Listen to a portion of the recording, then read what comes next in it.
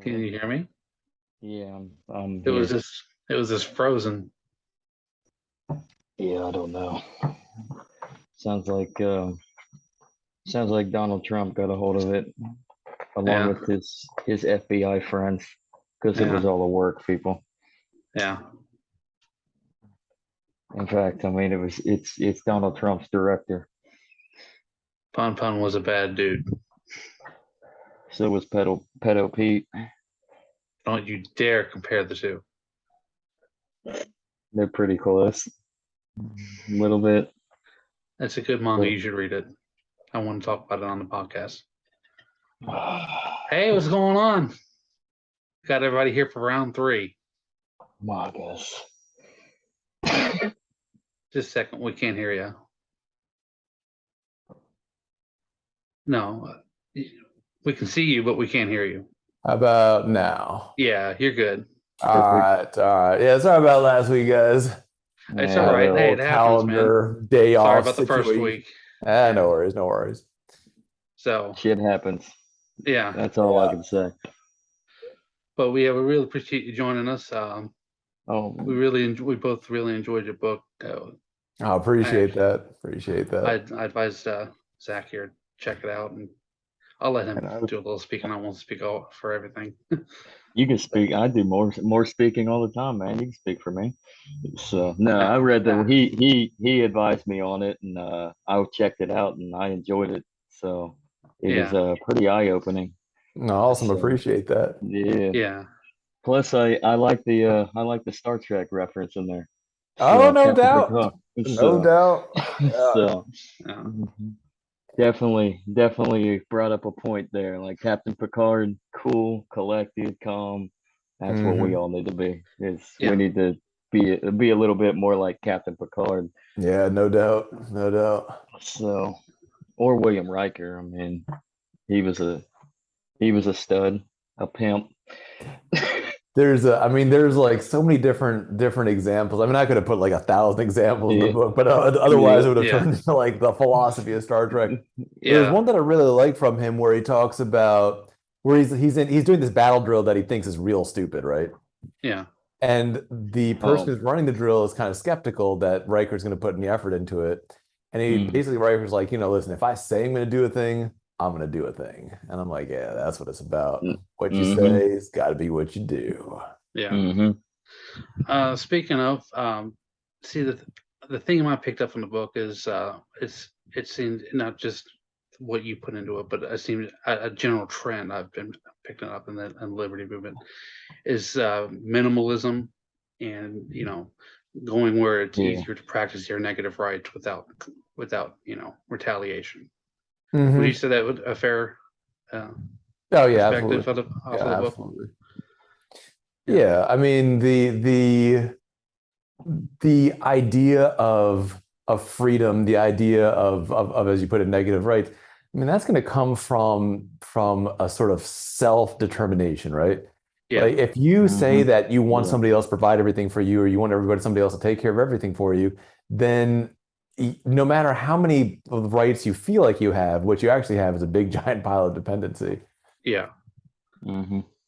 So, I mean, he hit it on the coffin right there. That's pretty much the other segment I got to it too, was just being able to write out and do your own thing, even if you have to go elsewhere for it. I mean, can't depend on everybody, and people, and you can't have anybody really depend on you. I mean, there can be a partnership here and there, but sometimes you got to keep searching for it.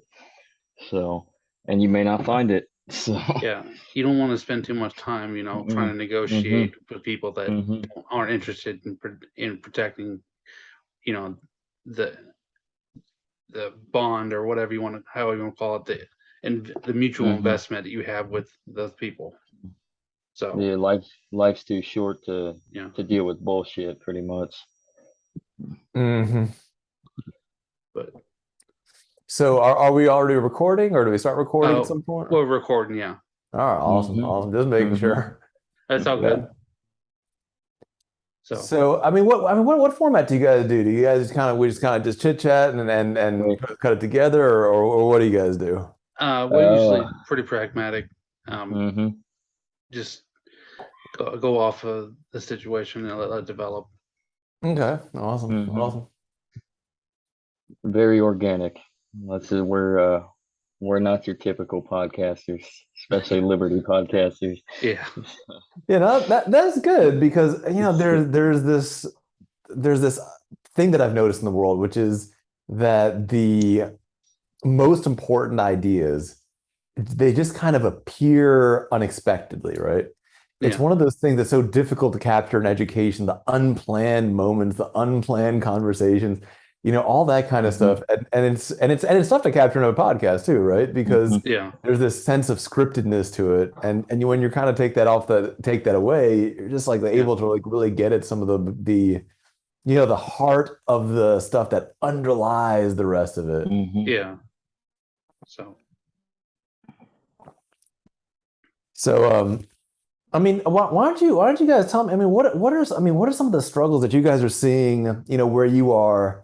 Are you guys both in the same location or? We're from the same area, but I'm down in further south now.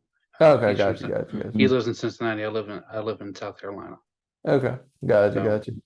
I live in the sticks, yeah, away from all that bullshit. So, yeah, it is interesting when you talk about like being close or being far. One of the things that I've noticed in education, because as you guys might know, mhm, my main job is as education, right? Is that the this stripped outness where a lot of practical information is simply removed from education. As mhm, here's like simple example. In academic education, in physics, you like learn how voltage works and how amps works and Kirchhoff's laws and all this kind of stuff, yeah, right? mhm, But you can go through all that and you never learn how to like change a switch or an outlet. You know what I mean? So yeah, it's kind of like you're trained for this dependency on the establishment because if mhm, you know all this theoretical stuff and you can't do anything with it, then yeah, you can't live on your own because you can't like anything goes wrong. You need help from the city. You yeah, need help from the polis, if you mhm, will. And that mhm, idea, this self-reliance is yeah, something that I'm seeing really growing the Liberty movement, which makes me happy because that mhm, self-reliance is the key to being able to live without a giant other number of people around you that will then expect you to conform to their value system. yeah. mhm, And the more people integrate into social order, the harder it is for them to retain those skills because there's so much that needs to be done in a day-to-day operation, your life and things you're doing in your community and stuff like that. That it becomes expensive just to retain that information, and that's why, yeah, I don't want to say communalism, but that's just seems to be what just has naturally developed because of the central I mean, bank. let me ask you guys this: like, in your respective areas, in Ohio and South Carolina, I mean, what are some of the kind of the personal struggles you're seeing people go through that are kind of caused by the established order or the established culture? well, I live in a small little area just outside of Cincinnati in Indiana, and I see a lot of, like, over the years, I've seen a lot of people just struggling to get by, having to take double jobs, having Hmm. to, I mean, a lot of unwedlock relationships, a lot of baby mamas, baby daddies, and Hmm. just going Yeah, around. I mean, that culture, I mean, it's integrated within my area since we're so close to Cincinnati, and I guess that culture over there has disintegrated into southeastern Indiana, and a lot of people have become dependent upon the yeah, system, and there's a whole lot of rampant welfareism all across the board because people just can't really survive. And I mean, the further out you go, you still have the farms, but even then, I mean, they got to struggle. I mean, and they got to be subsidized as well. I mean, Indiana's number one crop is corn, and Hmm. what is the major subsidized crop in this country? Well, corn. Yeah. So I yeah, mean, yeah. So I mean, a lot of things just occur. I've seen just rapidly evolve. And I mean, it all started like when I was a kid.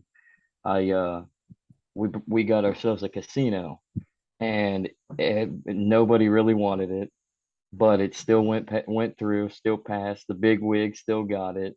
Makes money for the city, of course, pads some pockets in government, um, but it really doesn't do anything but advance uh, more degeneracy, pretty much. I mean, Yeah.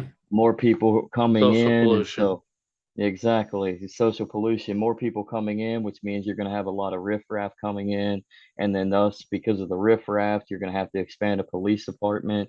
And I mean, I think I grew up in this area all my life, and I've seen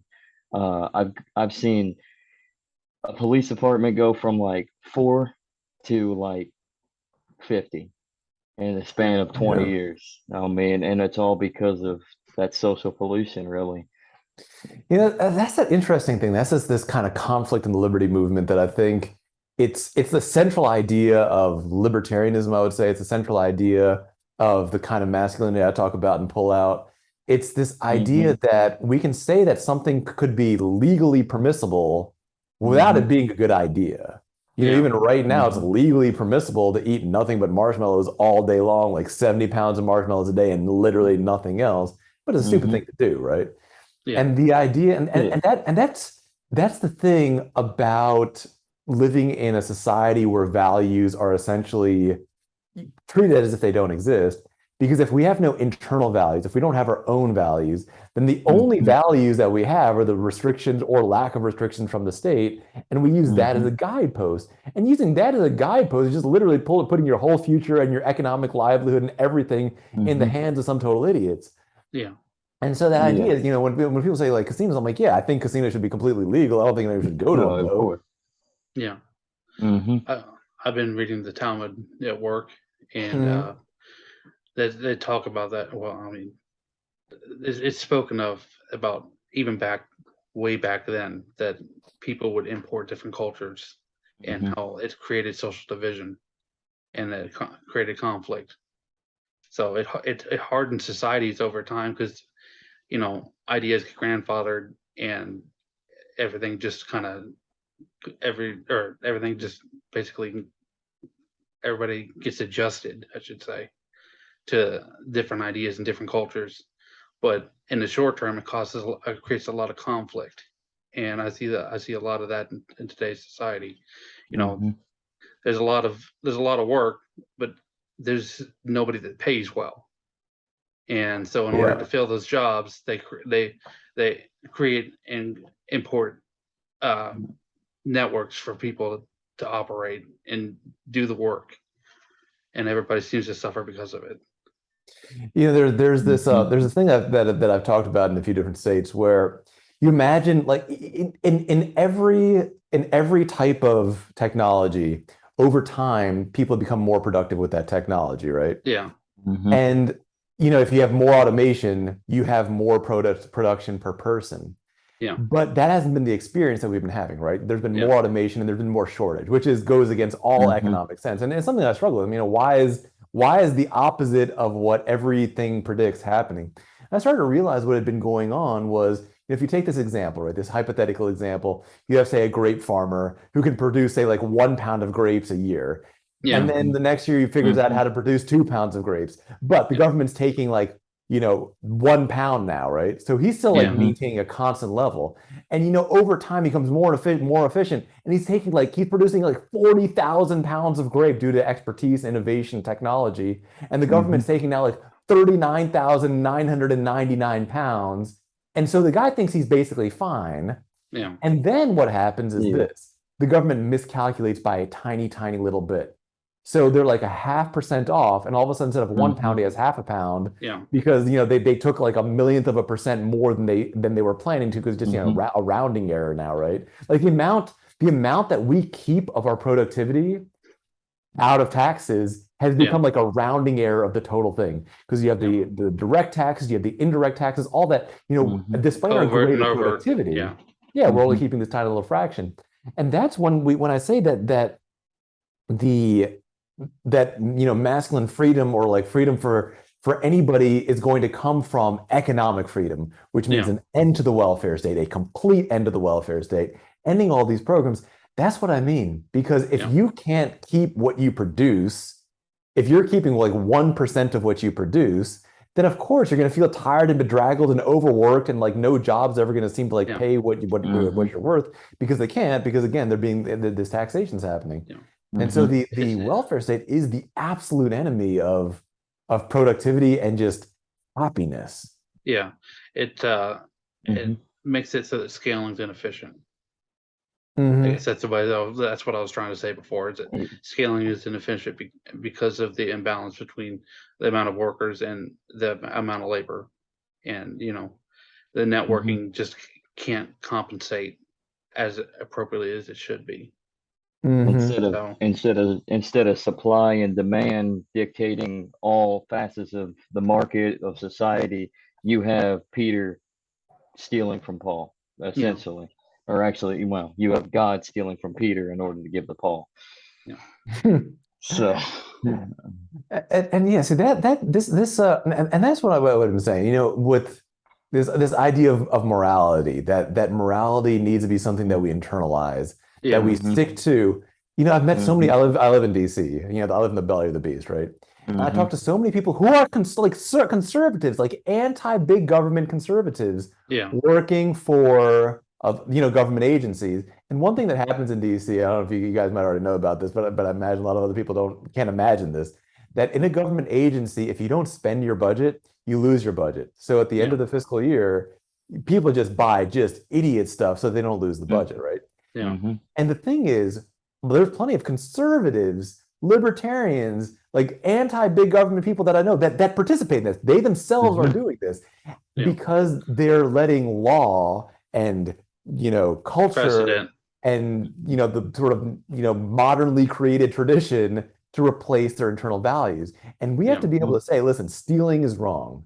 And even if that stealing happens to benefit me, it's still wrong. This whole student loan thing that just happened. Of course, if student loans is great for you in an economic sense, but in a moral sense, it's basically saying that you're now condoning stealing. And once you start condoning stealing in your favor, you've also condoned stealing when it's not in your favor. Which is what's been happening to all of us. Well, see, that's the problem with everybody being on the same page on one financial system with the central bank, is that it becomes too expensive for people to negotiate and even outright argue, covertly or overtly, that their behavior is inappropriate. And it's just, if you try to directly interfere, then you go to jail. And that's the thing, a lot, and we talk about, it's how so much history is like simply not even being taught, let alone being, taught wrongly, not even being taught in both public and private schools for that matter. But it's interesting that you bring that up. A lot of people don't know that for the first century of American history, every state just had their own bank, and there are, private banks kind of lending out. There's like goldsmiths doing their thing. The idea of a centralized bank is a very modern thing that is literally designed to facilitate everything that's wrong with America. It's designed to facilitate welfare, and it's designed to facilitate pointless warfare. So I think Lysander Spooner even had some work that was discovered a little while ago, probably a couple of years ago now, that was talking about the free banking system and the competition between it. And I haven't got a chance to read it. I've got quite a few things that I've been working on, but I know that this has been an argument for a long time, that central banks just lead to total pollution long term. I mean, money's just like anything, right? You have competing money. I mean, imagine that there was, let's say there's like 500 different currencies right now, right? And you knew that this one currency was never going to be used for welfare. That would mean that currency is something that you can morally adhere to, right? You can say that this currency is, even if it's not accepted as many places, this currency I can at least say is not a currency of theft. This is a currency that I want to support. And currency is no different from a business. If you agree with a business's values, sometimes you might pay, if a business is supporting a cause you agree with, you might pay an extra like, a few cents for, coffee or whatever because you agree with the values, or you might pay less if you, or, refuse to buy something, even if it's cheaper, if you disagree with the values. Same thing for money. I mean, money is no different from any other commodity. For the conservatives, that's something like Chick-fil-A, Sure, as an example. Yeah. So just anybody that might be considering making an application of that principle. So let me ask you guys a thing, in your own education, whether it's, high school or college, middle school, elementary school, what are some of the facts or the ideas that were that you later on found that seemed like almost deliberately removed from your education? Not like an oversight, but like an excision. Well, I know for a fact, say Germany during in the inter-year wars, that France invaded Germany. Nobody ever told me anything about that. I've got a book about the history between World War I and World War II. About hold on a second. I can't remember exactly the name of the one. Actually, I didn't know that until right now. Norman Stone. I'm sorry, Norman Stone. Yeah, I've got. Like I said, I've got a lot of books that I got. Germany owed. They weren't paying their share of what they owed on their reparations, and France decided to. That's how they actually invaded the Rhineland. Was actually how they occupied the Rhineland. They invaded Germany in order to get back at the Germans for not paying up what they owed. Yeah. Interesting. Yeah, I just literally found that out right now. Yeah, so that created additional tension between between England, France, and Germany, and in the United States. So that just actually, when you guys mentioned France, like here's the thing that I didn't know about France until recently, because I've been learning more about NATO. To me, NATO has a lot of problems because it just basically requires the United States to maintain a military 50,000 times bigger than what we need to defend the United States, because we have to defend everybody from everybody. And that's required. I mean, if your goal with your military is to defend every country in the world from every other country in the world, you're going to need a big military. And right now, the United States has the biggest Navy in the world and also the third biggest Navy in the world. The U.S. Coast Guard is the third biggest Navy in the world, right? Yep. And so I think I didn't know about France. And France actually did leave NATO for a while, and then they came back eventually. But the idea that leaving NATO could never be done, I'm like, it's been done. Like France did it. Why can't we do it now? Yeah. So let me ask you something. What do you think about the argument for accelerationism? So, as in, more quickly causing the downfall of a society, so we have freedom. Just make sure that we're using the same. Definition. Okay. So the idea that, if we kind of accelerate the downfall of society, then we can like build another better society, right? Yeah. And if there's something that I want to see collapse, then yes, I agree. So for example, I think that, for example, public schools, I think that public schools should be replaced with nothing. I think they should go away entirely and let there be, free market, individualized education. So each person, if you think about the strength of capitalism, according to Adam Smith, the strength of capitalism is specialization, right? Specialization is what makes capitalism good. Yeah. But if your education is identical for everybody, it's like you're right away taking away the biggest advantage of capitalism. So when I see schools doing things that are actively insane, right? Whether they're, just like teaching some made up nonsense or just failing to teach basic things like, grammar or just like normal basic things, right? Yeah. Educationally, that's not great for the short term, but I think educationally that is great for the long term, because as more and more people leave public schools, they go towards their ultimate journey, which is the just garbage heap of history that they belong in. Yeah. So in that area, yeah, absolutely. Yeah. In an area where I think that, so for example, I do think that there should be private roads. I don't think there should be any public roads, but I do think there should be private roads. So I wouldn't be a fan of just like all roads being like destroyed or something like that. I mean, I would be a huge fan of all roads being sold to private companies. Whereas with public schools, they just need to be gone. Yeah. And so in that sense, so I believe that, I guess you would say like a targeted accelerationism. I don't know if I believe in a generalized accelerationism. Okay. Oh, now speaking of public schools and eroding it, what is your thoughts on utilizing agorism or counter economics in order to do just that? I think that's a huge idea. I mean, right there, the we were talking about how the government takes this huge percentage of your work, right? Yeah. You let's say let's say you make $100 after all the taxes and whatnot and the surcharges that you're paying on your supplies because they're being taxed. Mm-hmm. I mean, that $100 is basically $2. You know what I mean? Yeah. Mm-hmm. But Yeah. but if we exchange goods and services directly, right? Let's Mm-hmm. say that like, one person's like really good at making stuff, the other person has like a lot of apples or whatever, and they do Mm-hmm. a direct exchange. See, that direct exchange is happening at 100%. And Mm-hmm. so, one, it's more economically efficient, but two, it provides real education. Because if you're going to be good at anything at all, it's not being good at a thing isn't just like learning a bunch of facts and that's the end of it. It's being exploratory, it's being persevering, it's learning to overcome difficulties, it's learning to think about things differently. And if you have expertise in an area, or your parents do, or your neighbors do, you're going to see that. Yeah. The great thing about a lot of that is you can become an expert in a lot of areas that are economically useful, and they're going to develop you as a person without first taking calculus, if that makes some sense. Yeah. And so I think that agorism, in terms of as an economic system that provides that type of path from a very early age, can provide much better education than what we currently have. Although it'd be hard to imagine anything worse than what we currently have. Yeah.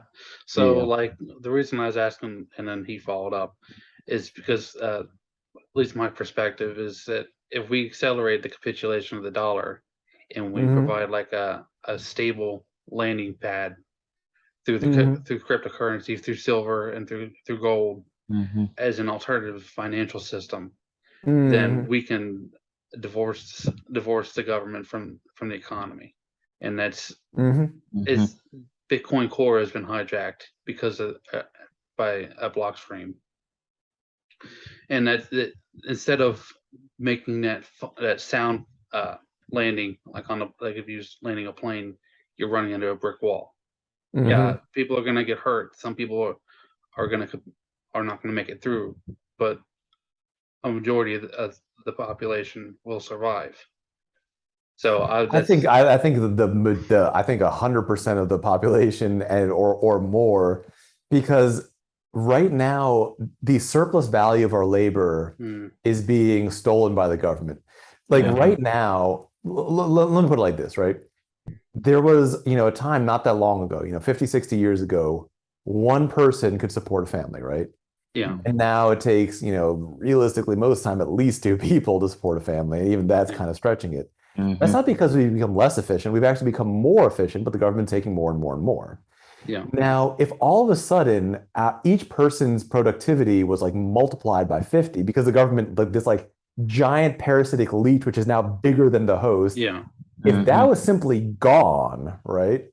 If it was no longer leaching and at the same time was no longer putting up active roadblocks to success, yeah, I mean, just the sheer surplus of everything, whether you're talking about food, or whether you're talking about medicine, whether you're talking about electronics, whether you're talking about consumer Mm-hmm. goods, clothes, whatever it is, the sheer surplus of it would put everybody in a much better situation yeah. because we have 10 times as much of everything. So Yeah, That's they how I see it. they Feel free to disagree if you yeah, guys don't agree. That's fine. no, you're they good. say, No, I mean, I was trying to leave yeah. spots open for Zach there. So I mean, even Mises himself said that capitalism has brought so many, like exponentially, so many people out of poverty, and I mean, what has any form of socialism ever brought? I mean, it just brings. I mean, you can just look through history, whether it's the Nazis or the Soviet Union, and specifically with Holodomor, which another piece of history that's ignored. I mean, the constant robbing, pillaging, the plundering that government ceases upon yeah, the people. I mean, taking one little bit, and then coming back and taking more until eventually, I mean, you have nothing. I mean, and once you have nothing, well, you're you're indispensable. So I mean, that's when you end up in the gulag or even worse. So if the gulag's if there is anything worse than the gulag. But Mm-hmm. I mean, that's kind of where we're at a standstill. We're like at this fight between like human innovation and what we can utilize and what we can evolve into, and then going backwards in time and accepting that well, maybe serfdom was just all right. Yeah. There's like the second type of taxation, which I think gets less attention than it does, but I think it really fits into this kind of topic right now, which is the government taxes money, right? Takes money from useful things and uses on idiocy. But the other thing is government also taxes skill in a way that's very subtle. So, you have so many houses, buildings, apartment buildings that are kind of in disrepair, right? Mm-hmm. And at the same time, you're like, well, where are all the mechanics? Where are all the engineers? Where are all the people who know how to fix this? Like, they're somewhere. They used to be here. Where'd they go? And then you look and see where they are. And you look at these, like, floating cities of aircraft carriers and whatnot. I mean, all that skill being used for the stupidest purposes possible. So all of our best engineers, our best mechanics are being put to work on nonsense. Imagine if all that military industrial complex was gone and all that skill, not just the money, but the skill was returned to like our normal lives, whether it's our homes or our offices, our cars, or whatever it is. Imagine if everything in our lives was built as rugged as an aircraft carrier instead of it being done by not like the second string or the third string, but like the 15th string team. Imagine that. So this idea of it's almost mind-boggling to quantify how much government subtracts from our economy. It takes money, it takes the products of our labor, it takes the laborers themselves, the best laborers themselves, and puts them and just wastes them. It wastes it all. And that's what I'm saying.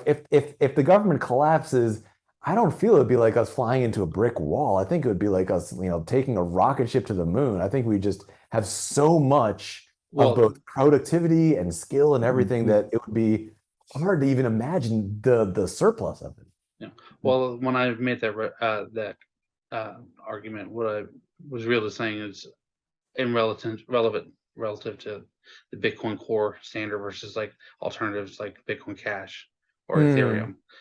Is if you was, it used to be that we were trying to land it on a tarmac, like the economy on a tarmac, but then when Bitcoin Core was hijacked, it turned it up at a 90-degree angle. It's like landing running right into a brick wall. So, I mean, the thing is, like, the innovation that produced all the cryptocurrencies, it hasn't stopped. I mean, we see so many cool innovations. I'm actually like a few months behind right now in the innovations because I've been working on some other stuff I haven't been able to keep track. But while I was keeping track, it's almost like every other week somebody's come out with some new cool, not the whole thing, right? But just like a piece. Like each of these currencies, they have a piece of what it's going to take to resist. It's almost like an arms race that's going on between the financial system. Yeah, and these two financial systems. And honestly, I do think that we're going to win it. I think it might take a little bit of time. I don't think it'll take a century. I think it'll take maybe 5-10 years, but I think we will win that. We're going to go ahead and take our sponsor spot, and we'll be back in just a minute. But I do have some more questions I want to speak with you about. In addition, just for those books I was talking about, A Short History of World War I and World War II by Norman Stone, sorry. And actually, I found that on the Mises.org, I think. So, cool. Like I said, take our sponsor spot. We'll be back in just a minute. Thank you.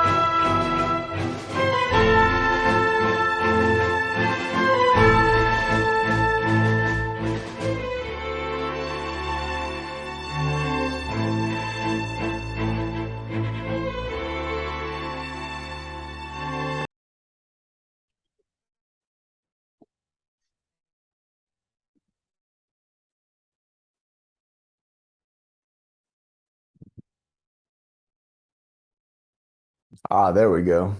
Welcome back. So, what is that background? It's like a cool background. it's from second. It's a manga called Good Night Fun Fun.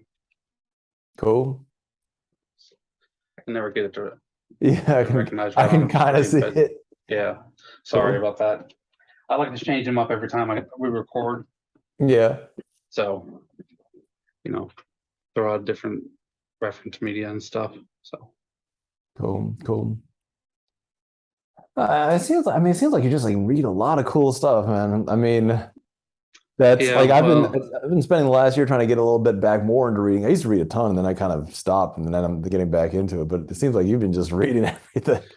I've been security guard for like ages and ages, and I finally found a security job that pays well that I literally just sit around and do nothing. So this is what I've been trying to catch up on reading and stuff. Nice. So nice. I'm not sure where Zach is. He should be here in just a second. Yeah, it actually took me a second. I actually clicked on the old link. Yeah. Hold on a second. How long have you guys been doing this podcast? Probably since the beginning of the year, but we just started doing video recordings a little while ago. All right, cool. So yeah, he's not getting it. The link didn't send for him. Gotcha.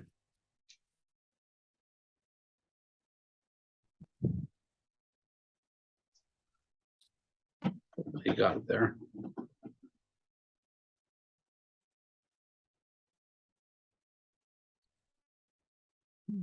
Sorry, just waiting. Cool.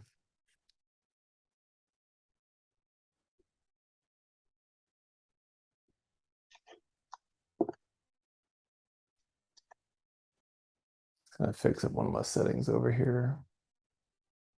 All right, we should be good to go. You can still hear me, right? Yeah, I can. Okay, cool.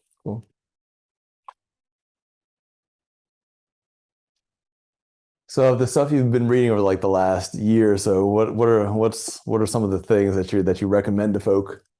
Well, I started off. Both myself and Zach are kind of a fusion between agorists and anarcho-capitalists. So, Mm-hmm.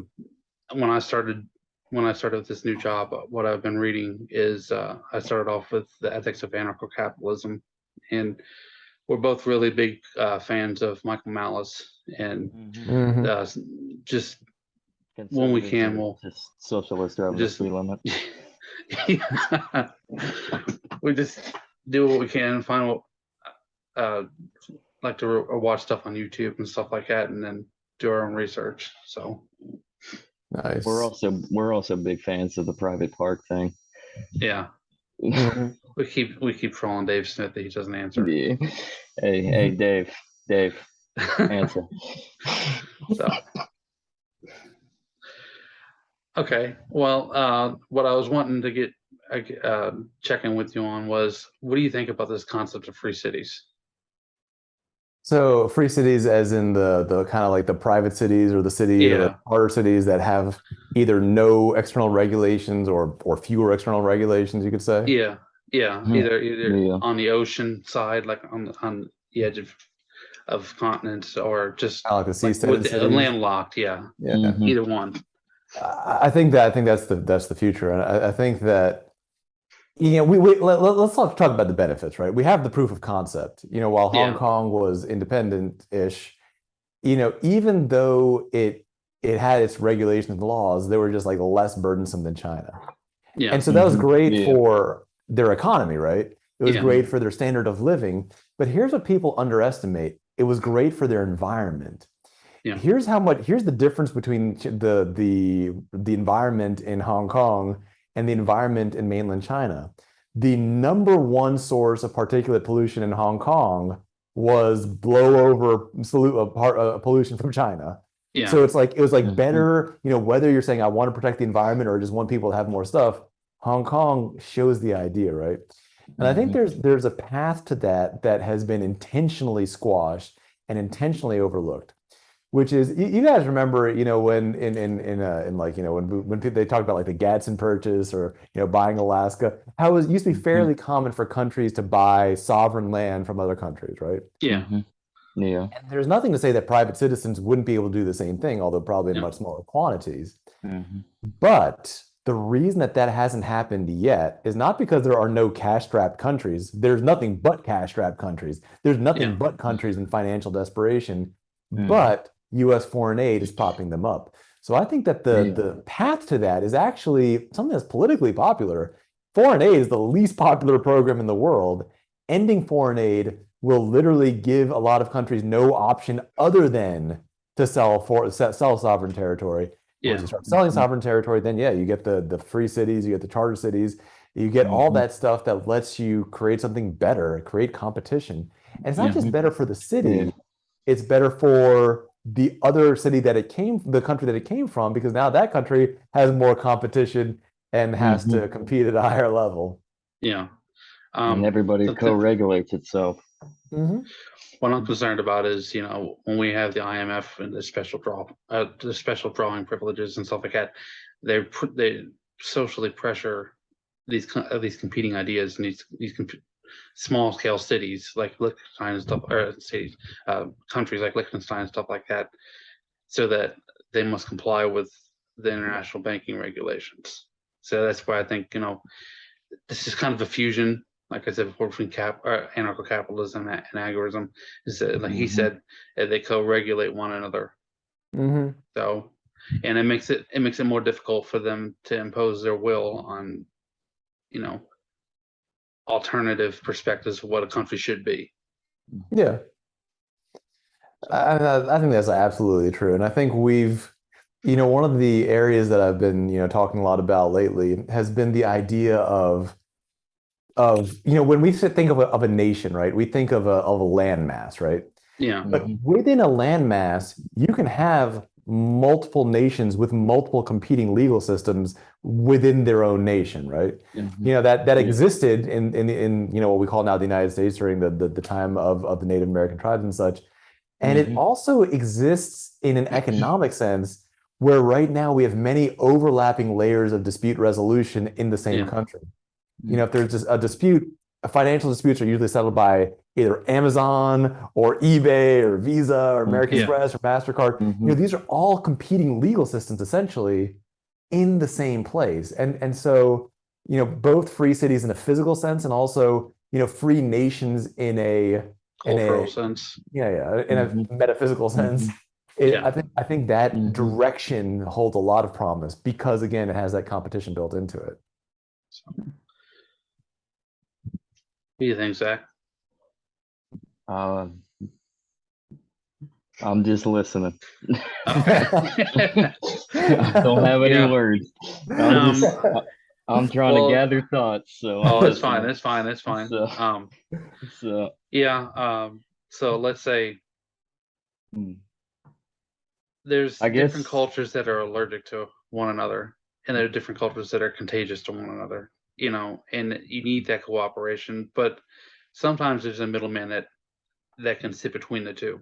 And I think that's where the insurance companies really hit the nail on the head with, private dispute resolution services and stuff like that.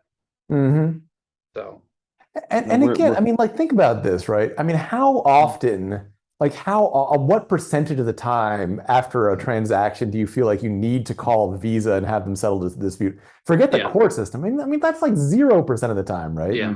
And it can actually happen between competing like nations, right? Yeah. Not too far north of here, there are, a lot of the Amish will sell, like both meat, furniture, a lot of the traditional crafts and whatnot. And that happens perfectly smoothly. Different cultures, different legal systems. I can buy a sandwich or I can buy mustard without myself being Amish. They can sell to me without, destroying their culture that they've been working to preserve. That is what I mean when I say that nations can coexist without animosity, without violence. At no point have I ever, bought a sandwich at an Amish fair and then somehow that needed to end in violence. That doesn't need to happen. No. And So I speaking think, of the Amish and Mennonites, like around my area, like you see a lot of them, they come into our world, the English world, in Hmm. which they call it, and they work alongside. Like they actually get jobs within our world, help build things. I Hmm. mean, a lot of construction based business they have. And then on top of that, speaking of shops, like I live in between like Adams County, Ohio, and Switzerland County, Indiana. There's two Amish stores in between. Now, I think the one in yeah, Adams County might have gotten bought out from an actual non-Amish family now, but they still keep to the roots of the Amish and still get most of their supply from Amish communities. So, yeah, I mean, it's just a cycle of business. I mean, see it. Yeah, I mean, that's the thing. Like free trade, it can both be a situation where free trade allows cultures to be shared. It also allows yeah, cultures to be Hmm. protected when they don't want to be shared. yeah, Hmm. And then when we have something, a culture kind of forced on a group of people, you yeah, end up with unnecessary animosity. Because once you have the mechanism to force culture, now that mechanism is like the one machine gun in a battlefield, and everyone's trying to kill each other to Hmm. grab that yeah, weapon, and it never needed to Hmm. happen in the first yeah. place. Hmm. So there's either one gun in the room, there's three guns in the room, or there's no guns in the room.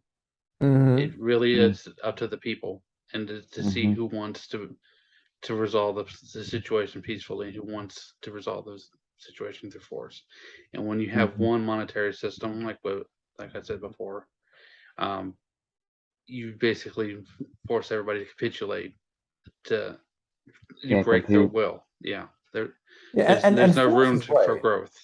You know, I think a lot of the times when people have tried to set up competing currencies, several years back, folks, one group was minting Ron Paul coins out of silver. It was shut down by force, right? It was shut down Yeah, by Hmm. the federal agents who then seized Yeah. the property. That there a lot of times people don't understand that when we're saying like this is being done by force, we don't mean force in some weird abstracted way. We mean like literal force directly being applied in a Hmm. yeah, violent way on peaceful people. That's what we're yeah. talking about. There's a predecessor to Bitcoin that I think it was called eCash.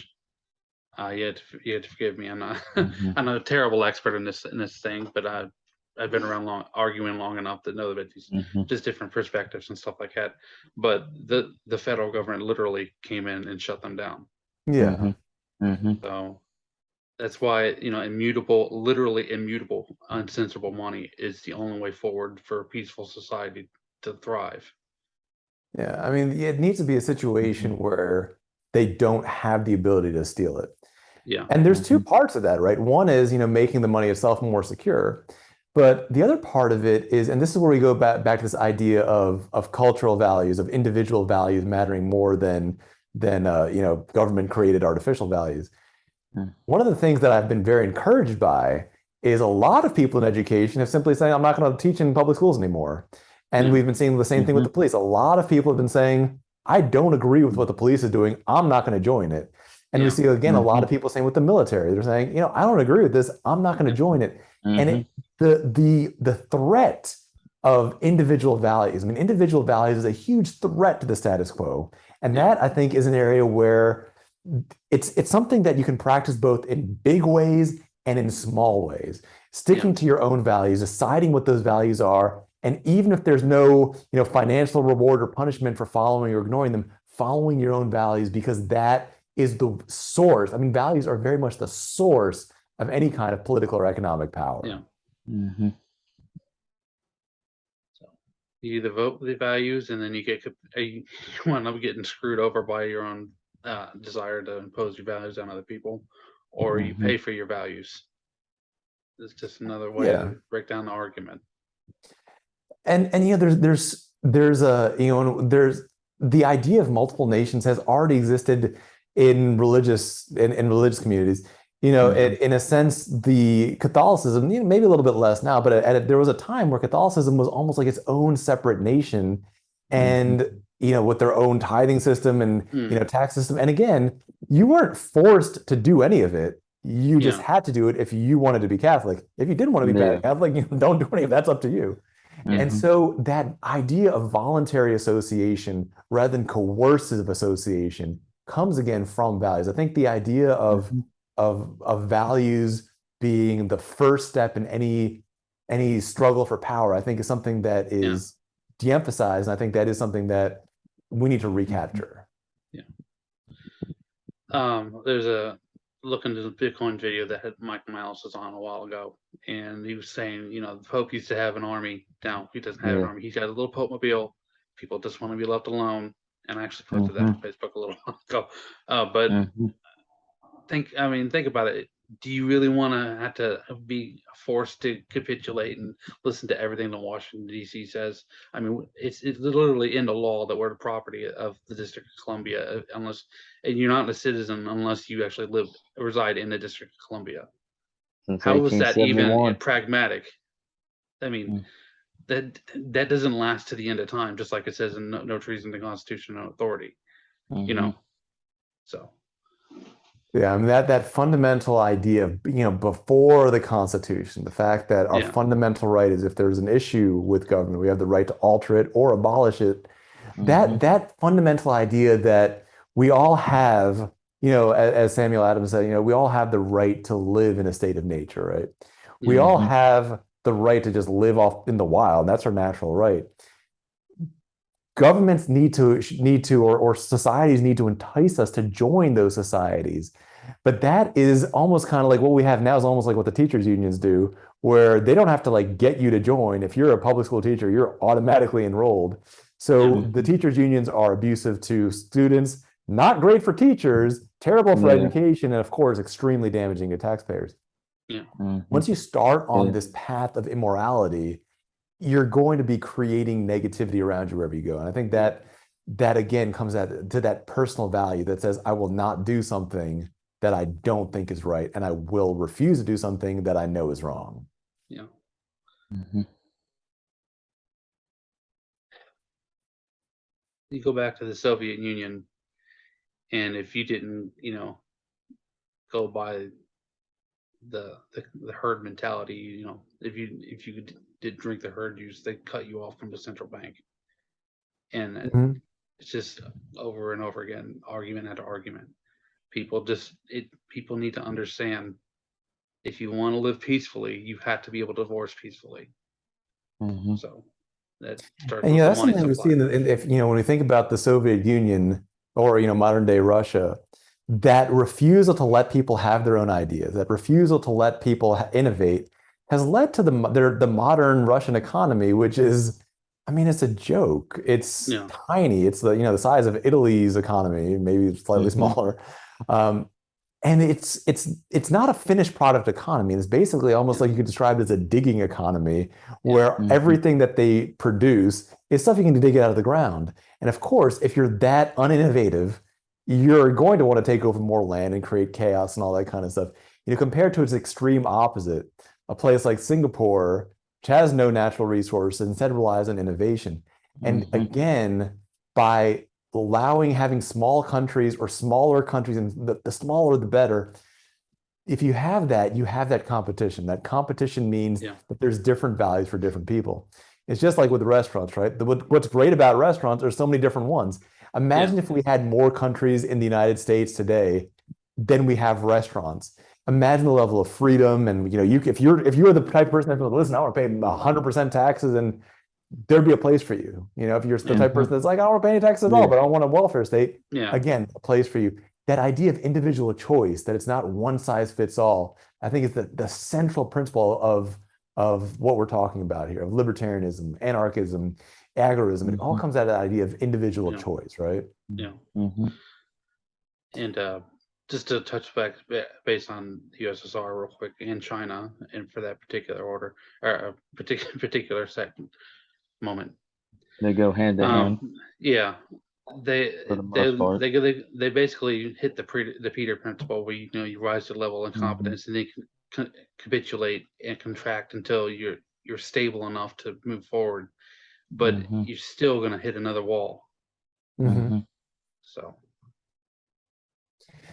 I mean, what do you guys think? I mean, do you think that the greater information that we have today than say we had, 30 or 40 years ago, do you think that's leading to more diversity of ideas in different countries, or do you think it's leading to more sort of conformity of ideas in different countries? What do you guys think? I think like And the school system, the more information and the more liquid it is, the harder it is for people to retain it because they're just not interested. They had no motivation or investment in learning and understanding. and that's where the issue is the motivation, because we have Yeah, all this means of infinite knowledge that we can take hold, and yet there's no motivation in actually attaining it and achieving it, and because we're just being bogged down by so many different sources. I mean, that it's difficult. So it all comes down to motivation. The other half of motivation is the sort of created lack of motivation through the welfare yeah, state. There, Hmm. there's so many places where the amount you can get from welfare, Hawaii, you can get up to like 60,000 a year from just welfare programs. yeah, It's in that sense, it's hard to motivate yourself to a higher level. And the thing is, you might say like, oh, look, it's benefiting the people who are receiving the welfare. I don't think it's benefiting them at all. I think yeah, it's taking somebody's motivation, taking their inspiration for greatness away, making sure they Hmm. never improve, never amount to anything. That's not a Hmm. kindness. I mean, that's the no, worst thing you can do to somebody. yeah, I mean, we don't think that a parent that gives their child only candy all day is a good parent. We think it's a terrible no, parent because yeah, Hmm. that's not bringing out the child's greatness. And it's the same yeah, thing with adults. If you take away anybody's greatness, you're not helping them, you're only hurting them. yeah. And what do you guys see Uh, as a path? And what do you guys see as a path to retaining or regaining that motivation, that inspiration for greatness? I think I'd like to make this reference because it's so convenient. But society is walking on quicksand every day. We Mhm. need to make it harder for the quicksand to be able to suck us in, and in order to do that, we need to strengthen the money supply and make it more scarce. Mhm.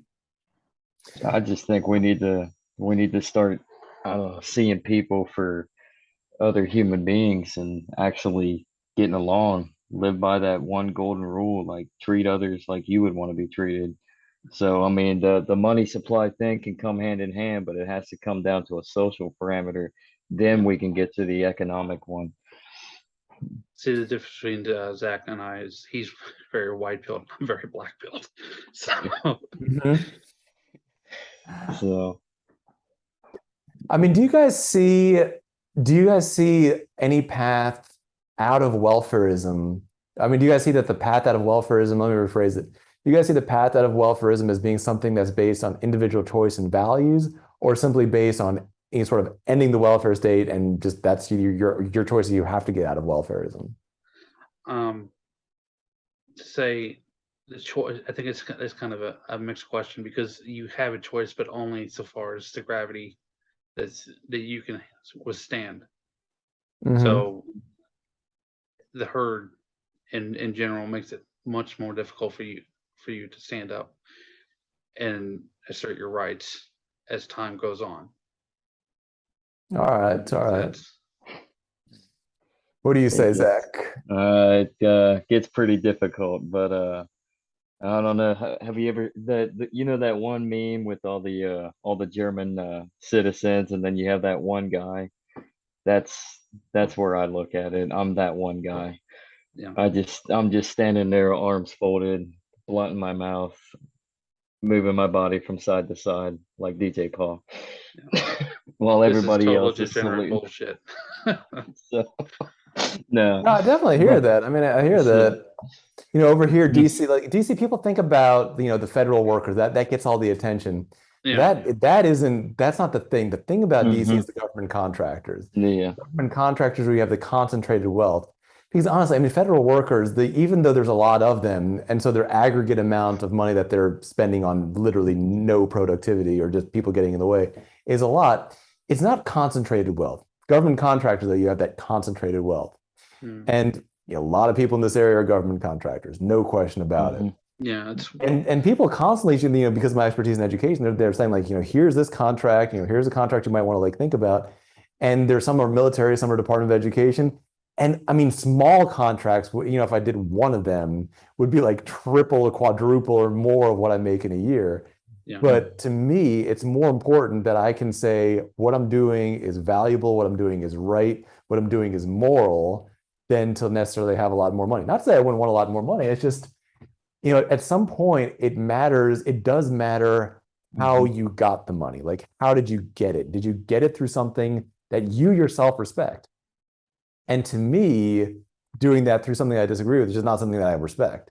And so I 100% agree with you, Zach, that sometimes you can be the one guy that everybody thinks is like, a lot of people are just like, why would you turn down? Why would you not even bother to like submit an application for something that you're almost certain to get? I mean, look at the sheer amount of money.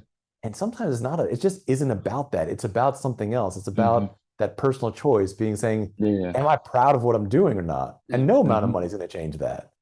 Exactly. I mean, and to bring that up about contracts, like what do you think? How do I word this? How do you think we should try to pull out that contract sort of corporate government partnership that has polluted DC and the United States and really the whole world, in order to get back to essentially the basics? Yeah, how do you so here's the thing. The if we want government to do X, whatever X is, it's going to need to hire some people to do it. And government contractors can do it, and government agencies can do it, and government workers can do it, and they can outsource it, but someone's going to have to do it. The only way to reduce the number of, these kind of like lobbyist-backed contractors is to expect the government to do less. Now, I don't believe there should be a military at all, but if there is a military, I believe I believe that the United States military should only exist to protect the United States with as few people as possible, whatever that takes. And as a nuclear power, I don't think it takes that many people to defend a landmass that has like enough weaponry to demolish the entire Earth several times over. Yeah. What about 400,000 nukes or something? Yeah, some insane number. And the few that are missing. Yeah. Well, that's a comforting thought, right? Yeah. So I think it's that idea. We have to say, what do we want the government to do? To me, the answer is nothing. But I can understand other answers. Someone says like, I want, if it was free, I want the government to be sending probes to Jupiter, and I want them to like be building trains and monorails and everything if it was free, but all that money comes from somewhere else. Yeah. We say like, what is the least they can possibly do? Yep. And if you start to really realize how little we actually need the government, during shutdowns here in DC, when there's a government shutdown, they have to actively do work to make us feel inconvenienced. Yeah. So for example, they put like, they have to like hire people to put barricades around national parks and monuments and stuff like that. But that's still an active task. The government just did nothing. We could just go right and be like, oh yeah, this is a cool landmark. You know what I mean? Yeah. And I think it really is this. Oh, sorry, go ahead. No, I was going to say, with the Articles of Confederation and then the Constitution, which centralized it, we developed a roadmap, but then we breached the roadmap, and we've just been breaching it ever since. And I think with the free market in the crypto space, because if there's not a free market in money, it's not a free market at all. That is our only real legitimate vessel to escape, this constant capitulation of trying new things, and the narrative doesn't work, so we're going to try something else, and we're just going to keep printing money and trying different things to try to sustain our existence.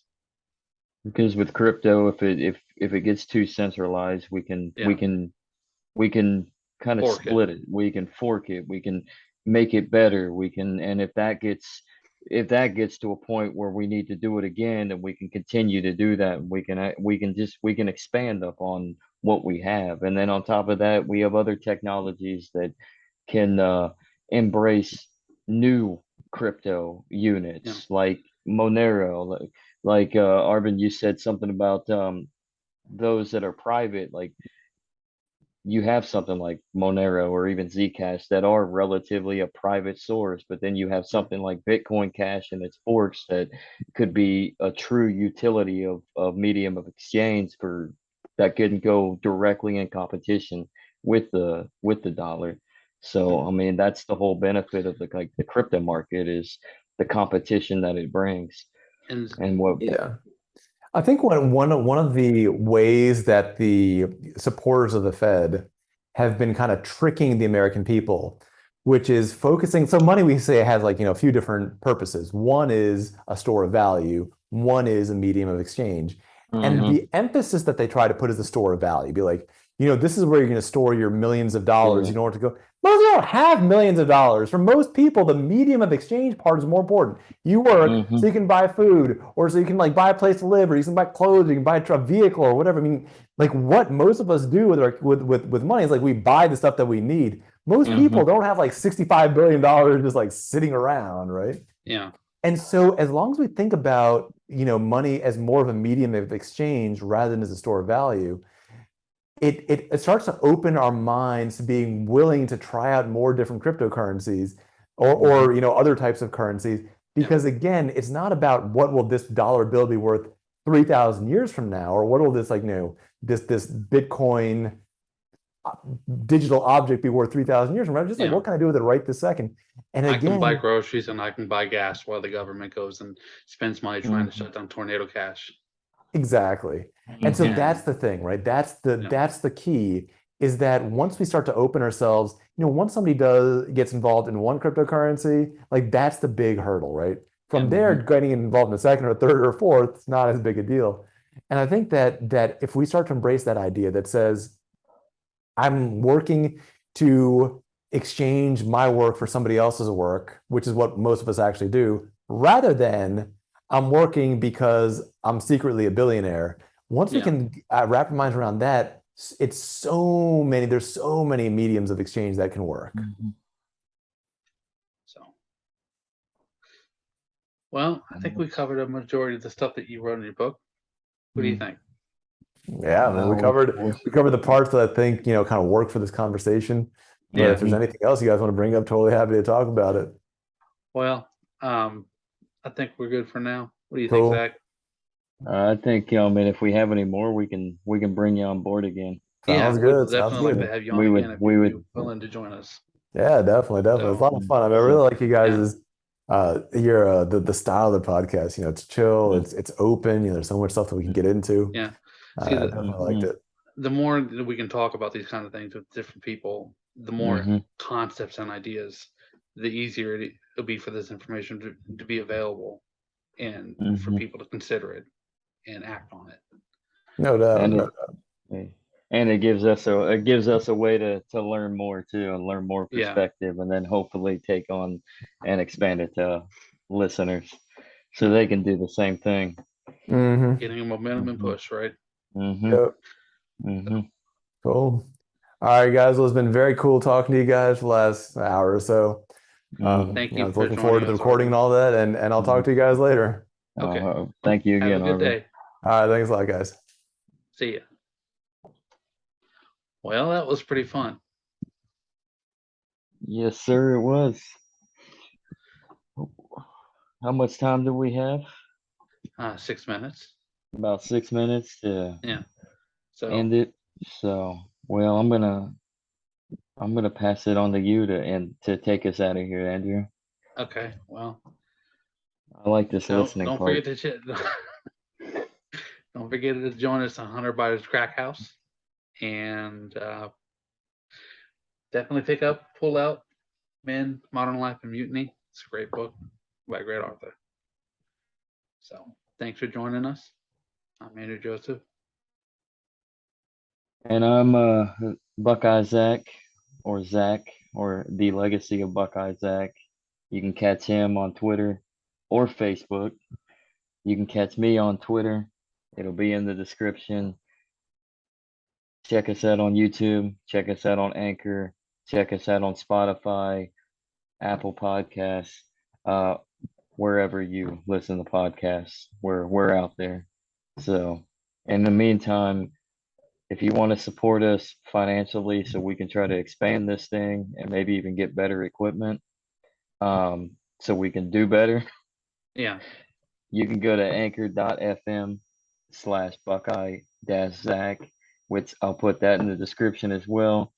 And you can donate in fiat, or you can head over to Hunter Biden's crack house where you can donate in Bitcoin Cash to Andrew kindly if you'd like, because we want to expand this, because the monopoly of perspective doesn't exist, right? Yeah.